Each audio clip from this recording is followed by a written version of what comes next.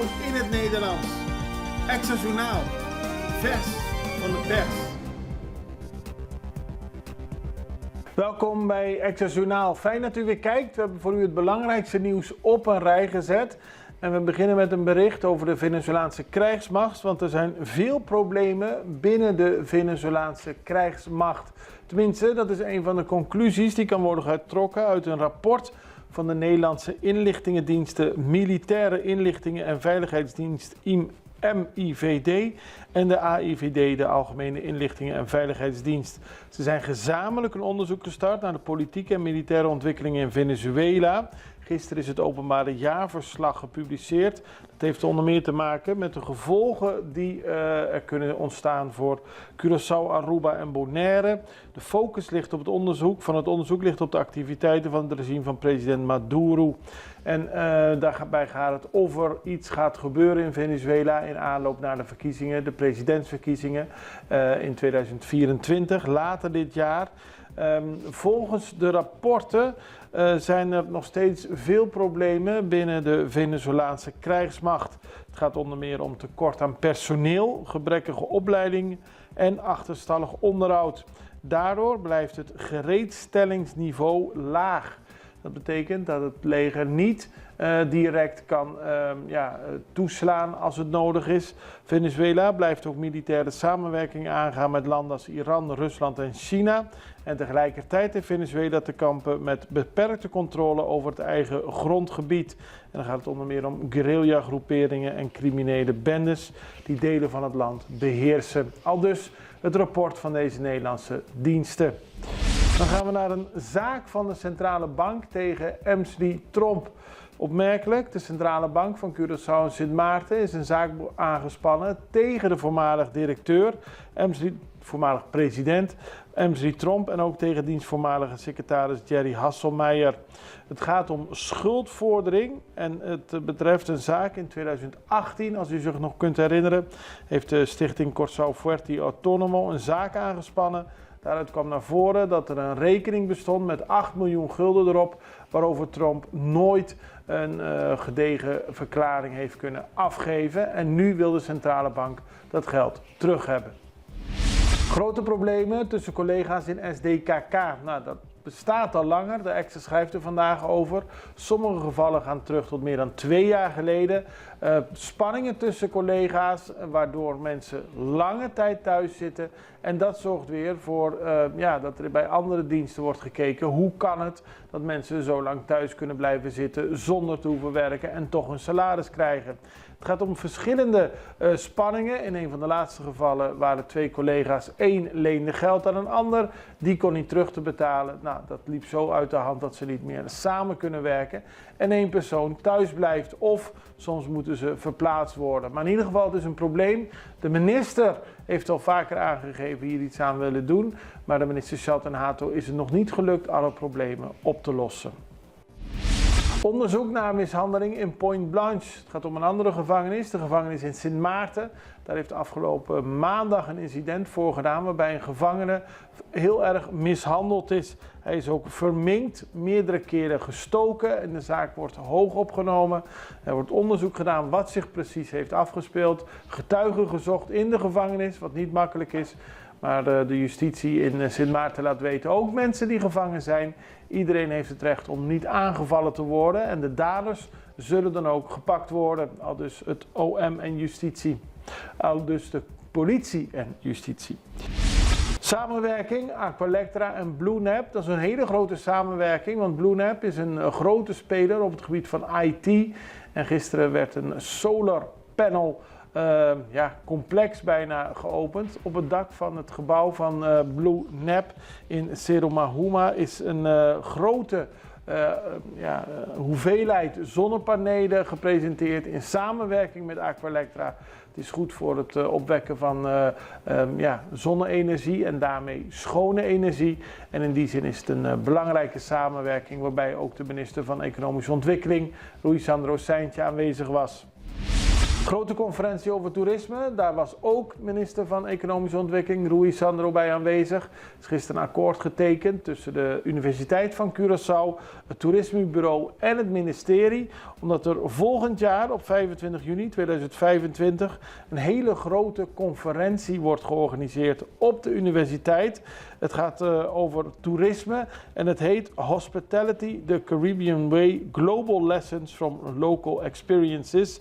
En het wordt gehouden vanuit Toerisme en Leisure Studies, maar het moet nadruk leggen op de Caribische manier van toerisme. En er worden meer dan 400 mensen verwacht bij deze conferentie.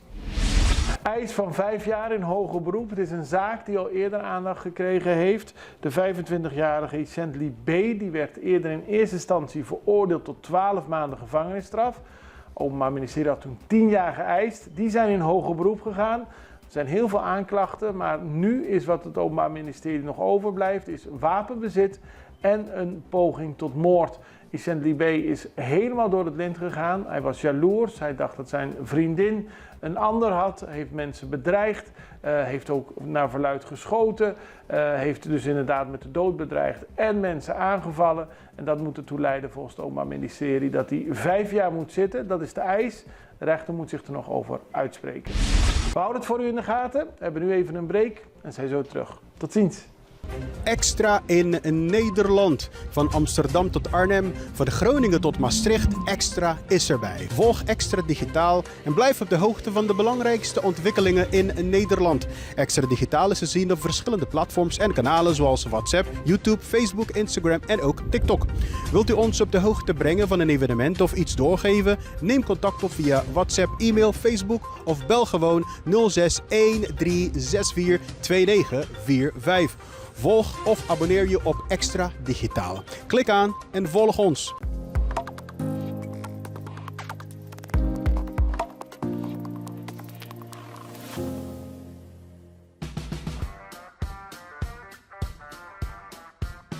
Welkom bij Heavy Mix Concrete. Heavy Mix Concrete is in 2009 opgericht door de familie Vieira. Toen de tijd bestond de vloot uit 4 betonmixers, 1 pomptruck en een hele simpele betonplant. Maar kijk nu wat het is geworden. 14 betonmixers, 6 betonpompen en een nieuwe betonbatchingplant.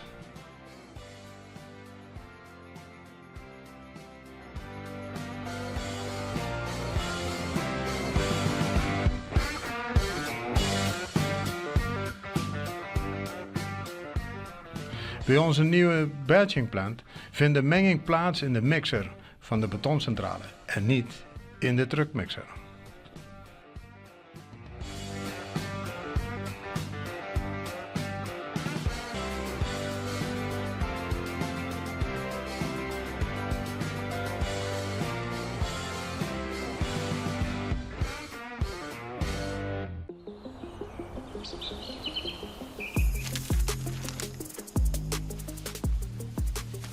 Welkom op Curaçao, een van de mooiste eilanden in de Caribiën, een ware parel. En het is een eiland waar je van heel veel zaken kunt genieten. Van de natuur, van de zee, van het eten, van de mensen en zoveel meer.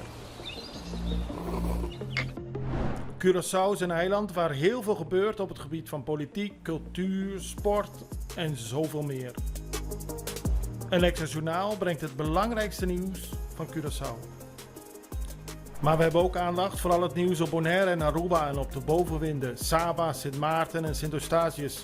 En we belichten al het nieuws van alle kanten. Het nieuws is duidelijk, actueel en vers van de pers.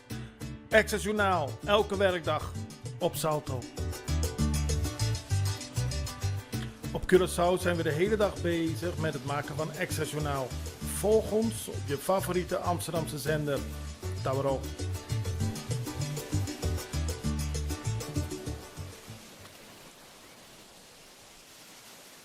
We beginnen bij Bonaire, want de zaak die een groep bewoners heeft aangespannen samen met milieuorganisatie Greenpeace tegen de Nederlandse staat heeft nog steeds veel aandacht, ook in de internationale media.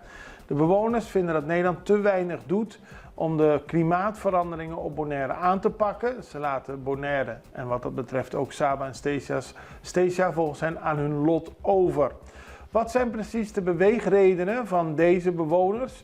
En wat denken ze te kunnen bereiken met deze zaak? Daarover is een reportage verschenen bij Caribisch Netwerk. En er worden nu aandacht besteed aan 2 van de mensen die de stap hebben gemaakt om de Nederlandse staat aan te klagen. Helen Angela en Onni Emerenciana. En kijk naar de volgende video van Caribisch Netwerk. Begin dit jaar stapten inwoners van Bonaire en Greenpeace naar de rechter om de Nederlandse staat aan te klagen. Ze vinden dat Nederland te weinig doet om de klimaatverandering op de eilanden tegen te gaan. Aan het einde van deze eeuw wordt verwacht dat 1/5 van Bonaire onder water komt te staan als er geen actie wordt ondernomen. Blijkt uit onderzoek van de Vrije Universiteit. Toch zijn er voor de bijzondere gemeente nauwelijks plannen. Caribisch Netwerk maakt kennis met de verschillende inwoners die zich als eisers inzetten voor de rechtszaak. Waarom vinden ze dat zo belangrijk en wat zijn hun grootste zorgen? Mita haya ko nos no tawardo escucha. Koos si mita haya jammer toch mita bisa. Ko pa abi me seti mas eisers. Pa ami me seti mas. Pero nos tursa tambe ko a população de Bonaire tá drumi muito. Te hora com coisa chega, com coisa passa, então nós está laat. Então é hora of não também porque crença que não é coisa não também passa, não é verdade. Chacha tem ficar hopi para mim, dor como me muito nang, me yunang, gosta bilanda aqui nada. Banda DJ tá bonita, santo. Pero é outra banda, já tem hopi pedra acaba. Como não tem echt tanto santo e mais. Dus het met de corre na peliger com nós por perdê-lo. Die kon me aanskogen in lugar aqui. In lugar aqui tá eigenlijk lak. Me tava tabini aqui na comitata voor de chiquito, anto eigenlijk me hanya ko ela cambia door de cambio de clima. Lo que kubuta mira aqui nana nunca tá tem água.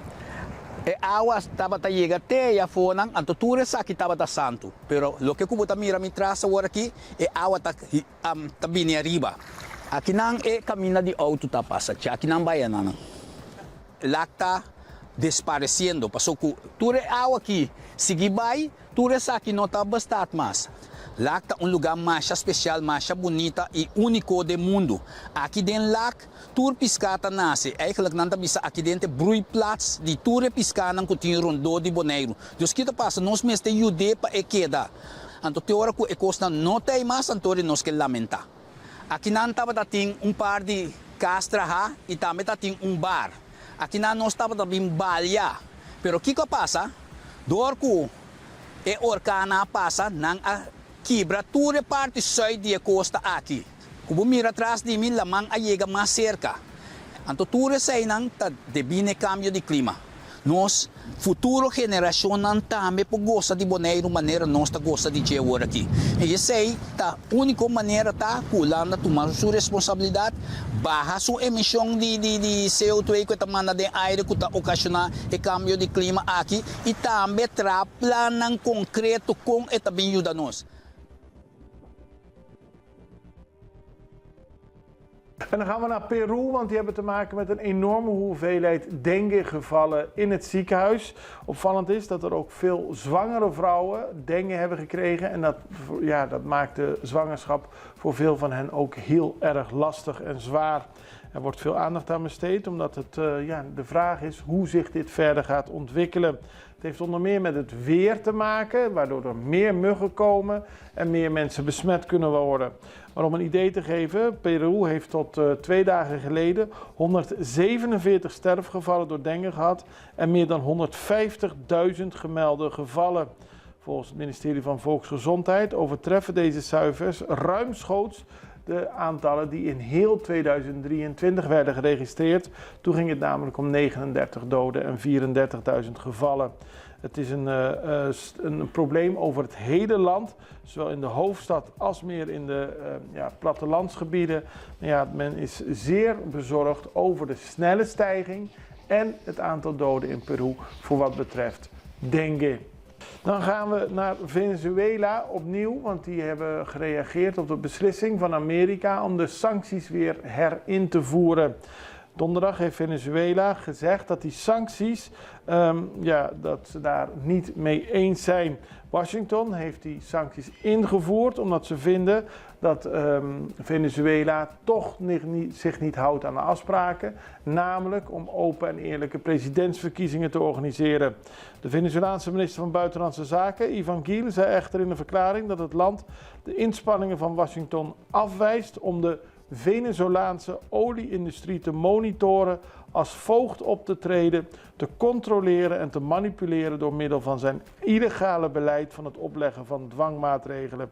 Wat Venezuela betreft is er geen enkele reden voor de sancties. Ze zeggen dat het ook een economische maatregel tegen het regime is. En ze vinden dat de sancties zo mogelijk moeten worden opgeheven. Venezuela zei ook dat Washington had beloofd de sancties te beëindigen als er in 2024 presidentsverkiezingen zouden worden gehouden. Die komen er, dus ze snappen niet waarom er nu sancties weer opnieuw worden opgelegd. We houden het voor u in de gaten en zijn nu aan het einde gekomen van deze aflevering van Extra Journaal. Ik wens u een hele prettige dag verder. Tot de volgende keer. Dan zien we elkaar weer aanstaande maandag. Het allerbeste. Dag.